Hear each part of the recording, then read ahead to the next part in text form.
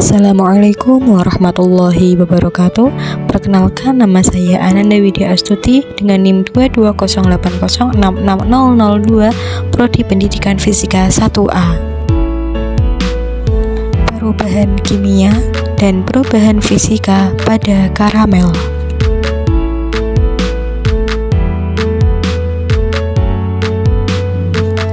Perubahan kimia adalah perubahan yang menghasilkan suatu zat baru dan tidak dapat dikembalikan.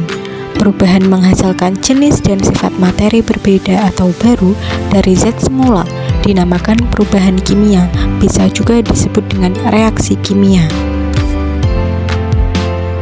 Kemudian perubahan fisika yaitu perubahan yang terjadi pada suatu zat atau materi tanpa disertai terbentuknya zat baru. Dengan kata lain, hasil perubahan tersebut masih memiliki sifat fisika yang sama dengan zat awalnya. Perubahan hanya terjadi pada bentuk, warna, ukurannya saja, atau fisiknya. Kemudian, pernahkah kalian melihat ibu di rumah membuat karamel dengan menggoreng gula, di mana tampilan gula yang digoreng akan menjadi hitam kecoklatan, dan molekul gula atau glukosa akan berubah menjadi karbon dioksida dan uap air.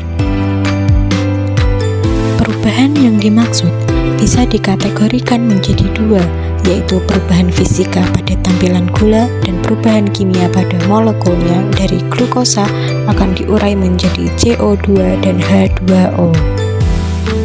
Kemudian, bahan-bahan yang diperlukan yaitu gula pasir dan air. Pertama, gula pasir dilarutkan dengan air, kemudian dipanaskan hingga berubah menjadi kecoklatan, mencair dan mencoklat, dan kemudian menjadi karamel atau yang disebut dengan proses karamelisasi. Lalu, apa sih reaksi karamelisasi itu? Reaksi karamelisasi adalah reaksi yang terjadi karena pemanasan gula pada temperatur di atas titik cairnya yang akan menghasilkan perubahan warna menjadi warna gelap sampai coklat. Nah, kemudian karamelisasi adalah pencoklatan gula, yaitu suatu proses yang digunakan secara luas dalam memasak untuk menghasilkan rasa kacang yang manis dan warna coklat. Saat proses ini terjadi, bahan kimia yang mudah menguap seperti diasetil dilepaskan, menghasilkan rasa karamel yang khas. Jadi singkatnya begini, karamel terbentuk dengan memanaskan gula pada suhu 170 derajat Celcius. Ketika gula meleleh dan mendekati suhu tertingginya, kemudian molekulnya memecah dan membentuk menjadi cairan lengket berwarna coklat. Setelah kita mengetahui apa itu proses karamelisasi, mari kita lihat cuplikan proses pembuatan karamel gula dengan menggunakan dua bahan, yaitu gula dan air.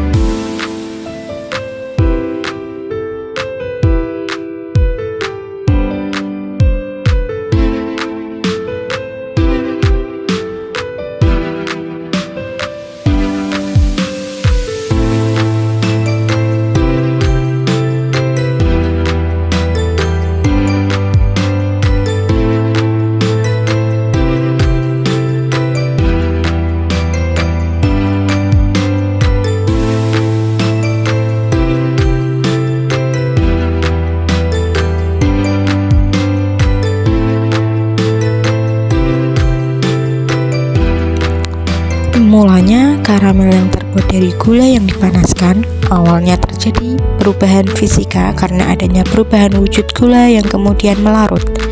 Lama-kelamaan terjadi perubahan kimia karena pada saat gula pasir meleleh dan diaduk hingga masak, kemudian ditambahkan air, pada saat itu karamel dapat digolongkan ke dalam kelompok campuran homogen.